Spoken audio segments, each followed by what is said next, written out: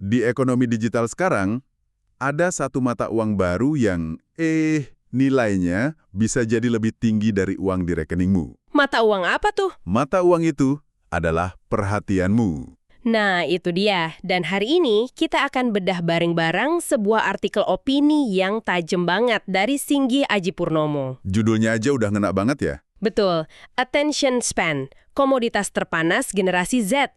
Kita bakal bongkar fenomena pembelanjaan perhatian ini, khususnya yaitu di kalangan Gen Z. Iya, dan buat kamu yang lagi dengerin, tujuan kita di sini bukan cuma buat ngasih tahu faktanya loh. Bukan? Kita mau ajak kamu jadi detektif digital bareng kita.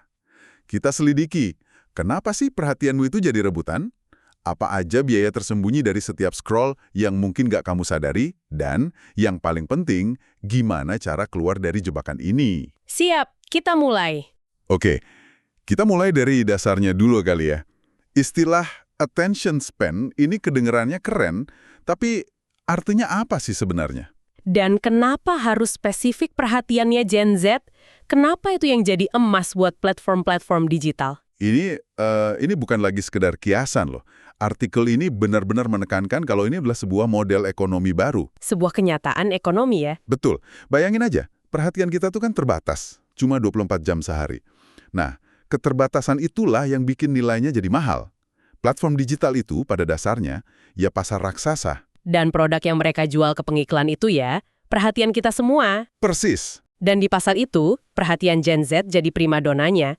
Artikel ini membedah 3 alasan utama kenapa perhatian mereka jadi begitu berharga.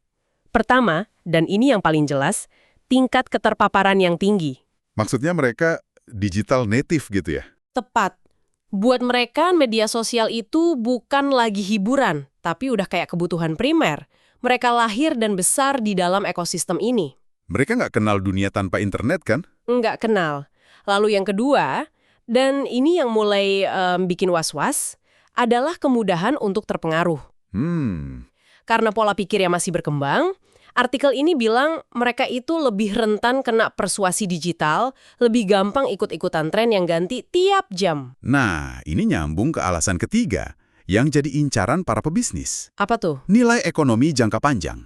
Kebiasaan digital dan merek apa yang mereka suka sekarang, itu bakal nentuin cara mereka belanja di masa depan. Oh, jadi ini investasi jangka panjang buat perusahaan ya? Betul. Mereka bukan cuma pasar hari ini, tapi pasar untuk 20-30 tahun ke depan. Pantesan diperebutkan banget. Skalanya gila-gilaan loh. Coba deh kamu bayangin, artikel ini nyebut rata-rata Gen Z itu habis 3-4 jam sehari di media sosial. Wow. Itu artinya, setiap scroll, like, dan komen yang kamu lakuin, itu sebenarnya transaksi. Kamu membayar pakai perhatianmu. Dan platform-platform ini sengaja banget dirancang buat menciptakan, loop engagement yang nggak ada habisnya. Iya kan? Notifikasi itu bukan sekedar pemberitahuan, tapi pancingan supaya kamu balik lagi dan belanja lebih banyak perhatian. Oke, jadi kita semua sepakat, kita membelanjakan perhatian setiap hari. Itu fakta. Udah pasti itu. Pertanyaan penting berikutnya yang dijawab di artikel ini adalah, bondnya apa? Apa harga yang sebenarnya kita bayar? Dan ternyata ada 4 dampak tersembunyi yang cukup serius. Apa yang pertama? Dampak pertama ini kayaknya kita semua pernah ngerasain, yaitu krisis perhatian dan susah fokus. Artikel ini bahkan pakai istilah yang agak serem, rewired brain. Otak kita diprogram ulang ya? Tepat, otak kita itu kan adaptif.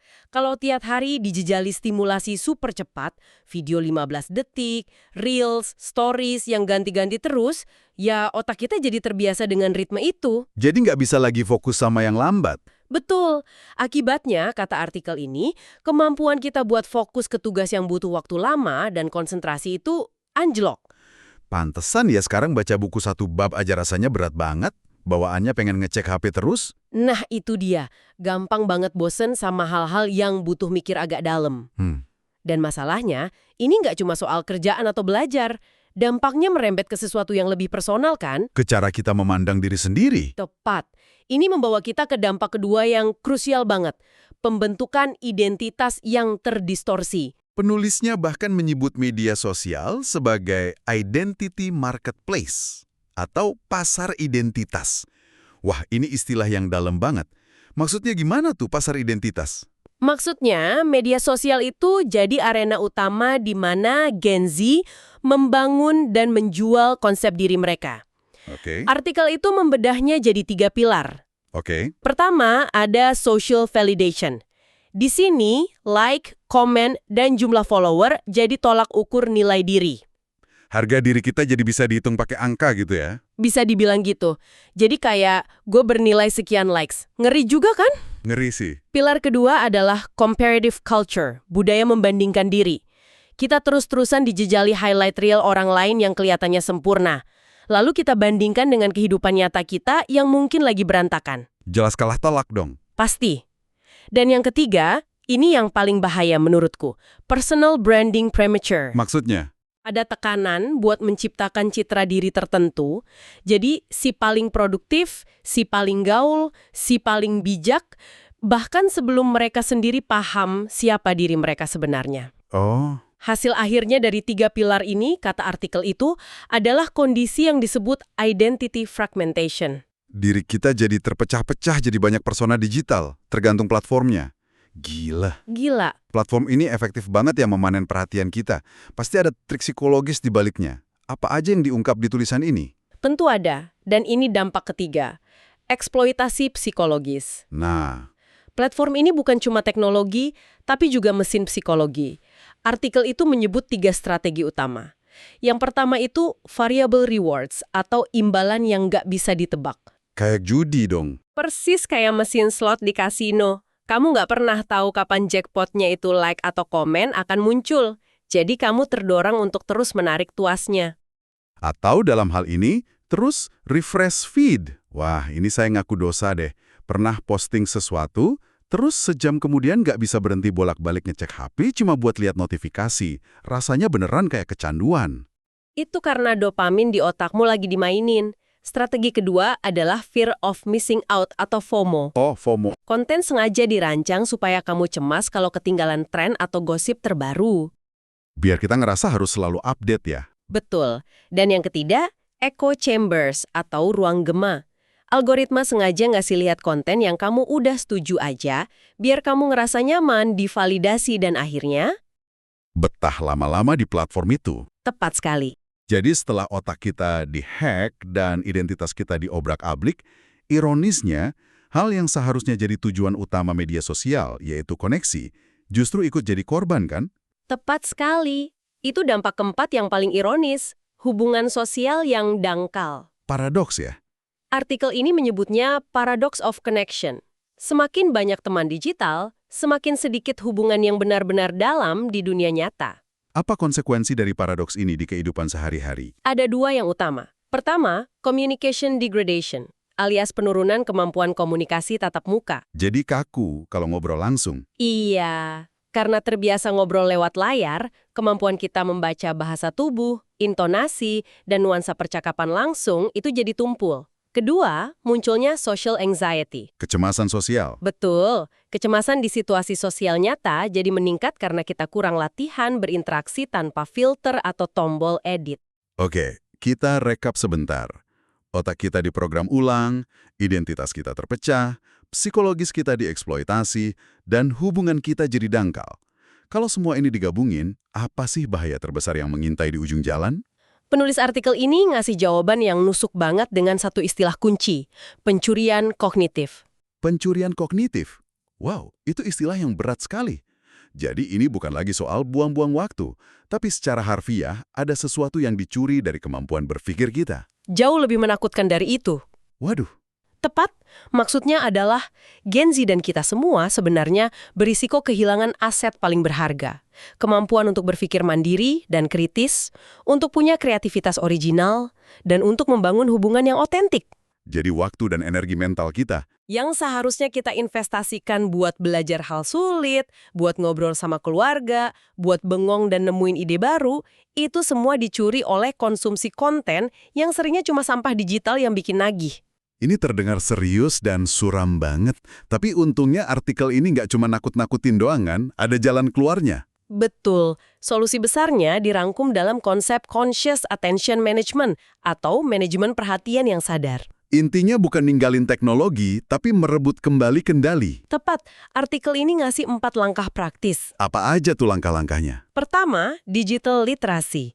Ini bukan cuma soal bisa pakai aplikasi, tapi beneran paham cara kerja algoritma dan gimana mereka dirancang buat memanipulasi kita. Oke, paham musuhnya dulu. Kedua, intentional usage, alias penggunaan yang disengaja.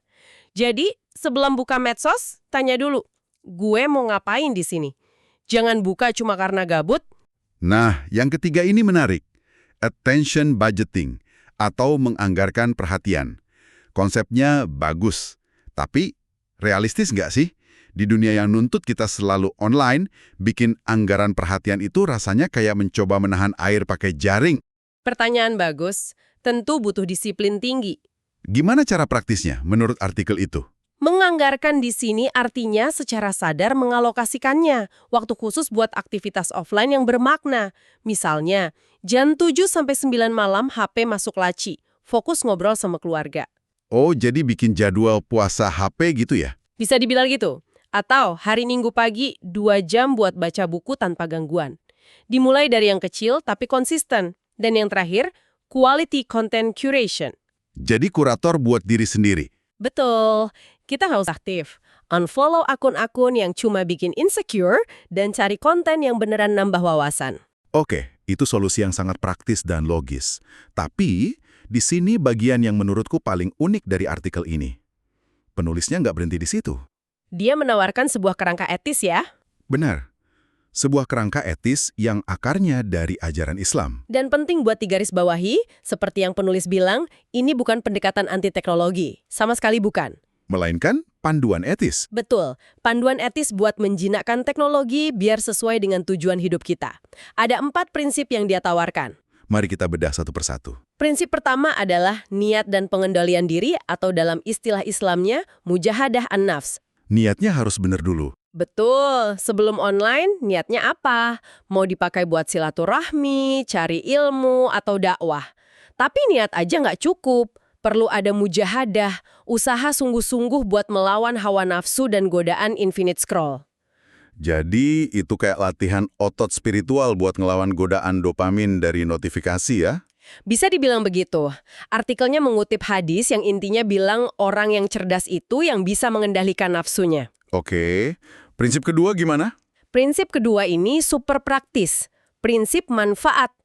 Jadi sebelum posting, komen, atau nge-share, pasang filter di kepala kita. Tanyakan, ini ada manfaatnya nggak buat saya atau buat orang lain? Kalau nggak ada ya tinggalkan. Persis. Ini sejalan dengan hadis lain yang dikutip. Di antara kebaikan Islam seseorang adalah meninggalkan hal yang tidak bermanfaat. Filter yang ampuh banget itu. Lanjut, prinsip ketiga, ini berhubungan dengan sumber daya kita yang paling berharga. Setelah perhatian. Yaitu, waktu. Betul. Prinsip ketiga adalah menjaga waktu sebagai amanah. Dalam pandangan ini, waktu itu bukan milik kita, tapi titipan dari Tuhan yang nanti akan ditanya pertanggungjawabannya. Wah, dalam. Artikelnya merujuk ke hadis terkenal soal 2 nikmat yang sering dilupakan, kesehatan dan waktu luang.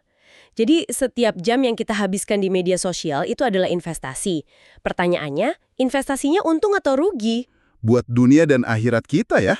Dan yang terakhir, ini soal gimana kita bisa pakai teknologi ini buat tujuan yang lebih besar, bukan cuma buat diri sendiri. Tepat. Itu prinsip keempat. Membangun digital ukhuwah atau persaudaraan digital yang positif. Jadi nggak cuma saling hujat di kolom komentar. Justru sebaliknya. Teknologi ini bisa dipakai buat bikin komunitas online yang saling mendukung, saling menginspirasi, dan saling mengingatkan dalam kebaikan. Gen Z punya potensi besar jadi pionir di sini, menciptakan ruang-ruang digital yang sehat.